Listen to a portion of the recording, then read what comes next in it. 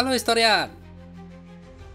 Kalian pernah nggak waktu di sekolah eksperimen pakai kaca pembesar atau cermin menggunakan pantulan sinar matahari untuk membakar kertas? Nah, dulu tuh waktu saya masih sekolah, sering banget pakai cara ini buat main bakar-bakaran. Bakar koran bekas, bakar daun kering, bakar pagar kayu, bakar bensin. Pokoknya jadi mainan yang asik banget kalau pas lagi di kelas science atau lagi camping. Tapi kalau zaman dulu ya, zamannya si tukang mandi ini, eksperimen seperti ini dia kembangkan.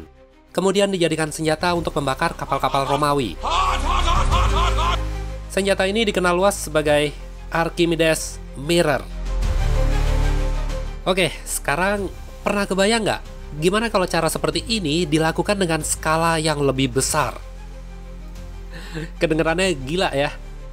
Tapi jangan salah loh, ide kayak gini pernah direncanakan oleh ilmuwan Jerman saat terjadinya Perang Dunia Kedua. Mereka merancang senjata raksasa yang memanfaatkan pantulan sinar matahari menjadi senjata pamungkas untuk menghancurkan wilayah musuh.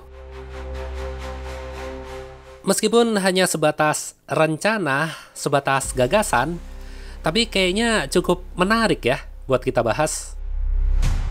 Oke lah, ini dia.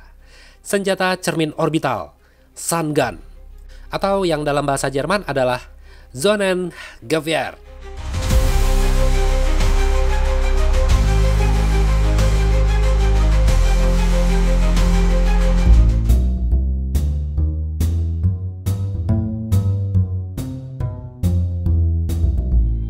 Oke, pertama-tama saya harus jelasin sama kalian dulu ya, kenapa Jerman harus ngembangin senjata gila kayak gini. Alasan utamanya sih sebenarnya simple, yaitu ambisi untuk menguasai dunia, dominasi global.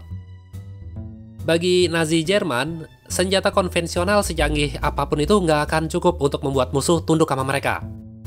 Yang ada, malah memotivasi musuh mengembangkan senjata baru untuk menyaingi dan melawan balik. Jerman butuh senjata yang nggak cuma memberikan daya hancur yang besar, tapi butuh yang bisa memberikan dampak psikologis, menciptakan ketakutan. Sebuah senjata yang sanggup membuat Jerman itu nggak tersentuh. Pokoknya siapapun yang coba-coba ngelawan, gua bakar abis loh. Kayak gitu. Nah, ide ini muncul pada tahun 1945 dari DFL. DFL ini singkatan dari Deutsche Forschungsanstalt für Luftfahrt. Oke, thank you Google.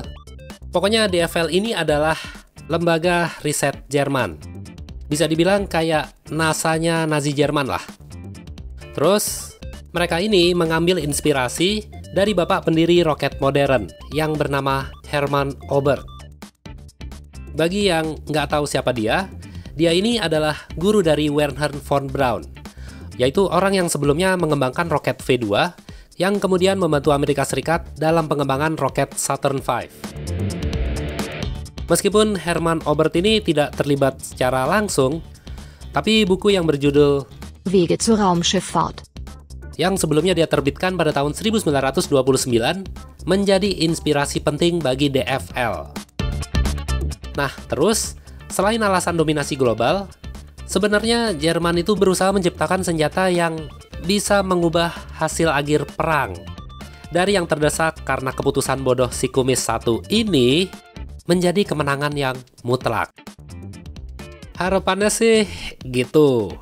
Tapi, selain sekutu sebagai musuh, waktu juga menjadi musuh mereka. Oke guys, sebelum kita lanjut, kita lihat dulu yuk, kayak apa sih spek dan bentuk dari Sun Gun atau Sonnengewehr ini? Kalau secara bentuk, belum ada cetak biru yang pasti. Tapi, saya akan berikan bentuk yang hampir menyerupai aja ya. Rencananya, Jerman akan membuat Sun Gun ini berbentuk spherical dengan bahan aluminium atau bahan yang sangat reflektif terhadap pantulan sinar matahari. Terus, struktur penopangnya dibuat dengan menggunakan baja ringan ditambah kerangka yang berbentuk jaring. Kemudian diameter dari senjata ini direncanakan sebesar kurang lebih 3,5 km atau 3.500 meter.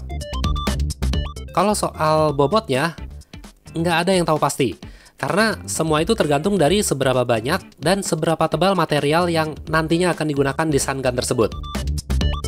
Tapi kalau secara estimasi, saya ngambil dari beberapa sumber yang berbeda, kisaran 50.000 hingga 100.000 ton.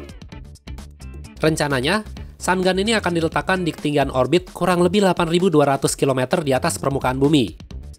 Terus dikendalikan dengan sinyal radio. Cara kerja dari Sun Gun ini adalah memfokuskan cahaya matahari ke satu titik kecil di permukaan bumi. Titik fokusnya itu akan membakar apapun. Ya, membakar hutan, membakar kota, atau membakar markas militer musuh. Oke, sekarang pasti banyak yang nanya nih, gimana caranya tuh ngangkat Sun Gun yang diameternya 3,5 km ke orbit? Dipasangin roket gitu, terus diterbangin kayak pesawat ulang-alik? Nggak bro, nggak kayak gitu. Berdasarkan panduan Hermann Oberth, ada dua rencana untuk proses pengangkatannya. Yang pertama, rangka-rangka yang udah diproduksi akan dikirim ke orbit secara bertahap. Lalu tinggal dirakit oleh tim astronot yang udah menunggu di sana. Jadi, kayak nyusun Lego. Terus rencana yang kedua, menggunakan stasiun luar angkasa sebagai tempat produksinya. Ya, sebagai pabriknya lah. Tapi, materialnya akan dikirim secara bertahap. Terus kalau Sun Gun ini udah selesai diproduksi, apakah akan ada astronot yang tinggal di sana? Nah, ada dua versi pemikiran dalam proyek ini. Pemikiran pertama, kalau mengikuti panduan dari Hermann Oberth, akan ada personil yang tinggal di sana untuk mengendalikan dan tim yang melakukan perawatan.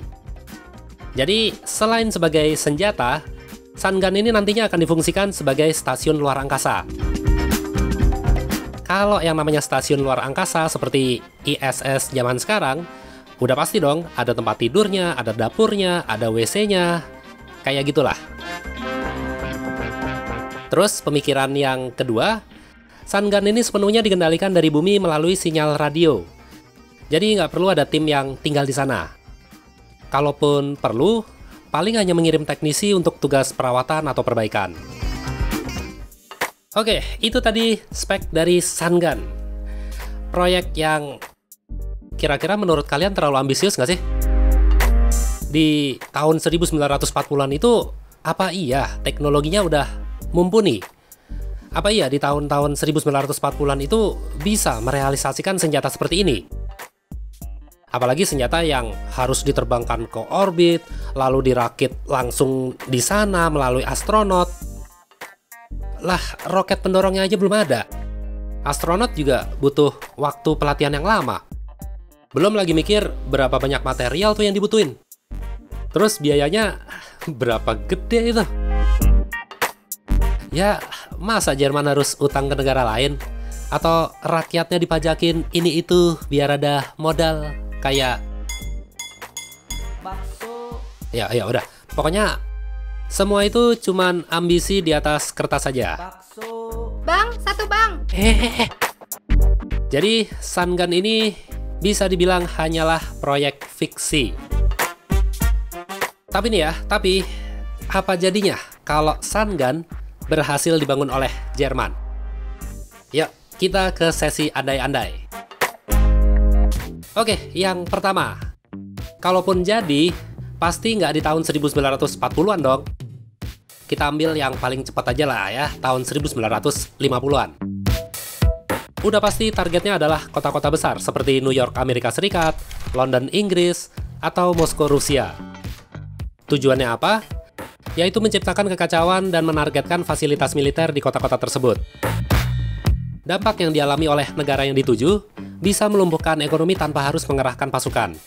Kemudian, menciptakan teror secara masif karena tidak berdaya untuk menahan serangan tersebut. Menurunkan moral yang akhirnya mau nggak mau tunduk terhadap Nazi Jerman. Lalu bagaimana dengan negara-negara lain yang netral? Dipastikan nggak mau ikut campur. Mungkin mereka lebih memilih bersekutu dengan Jerman daripada menjadi musuh. Kesimpulan akhirnya, jika Sun Gun berhasil dibuat, maka terwujudlah dominasi global Jerman. Ya udah, pokoknya gimana nih menurut kalian? Apakah Sun Gun ini bisa menjadi senjata pamungkas yang menjadikan Jerman nggak tersentuh? Atau justru akan semakin membangkitkan semangat perlawanan sekutu untuk melawan Jerman? Coba deh, berikan tanggapan kalian di kolom komentar, oke?